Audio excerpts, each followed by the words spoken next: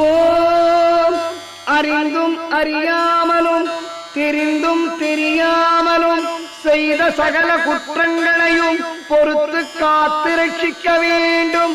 ஓம் ஸ்ரீ சத்தியமாய பொன்னு 18ஆம் படி மேல் வாழும் வில்லாளி வீரன் வீரமணிகண்டன் காசிராமேஸ்வரம் பாண்டி மலையாளம் அடக்கியாளும் ஓம் ஸ்ரீ ஹரிஹரசுதன் ஆனந்த சித்தன் ஐயனையப்ப சுவாமியே.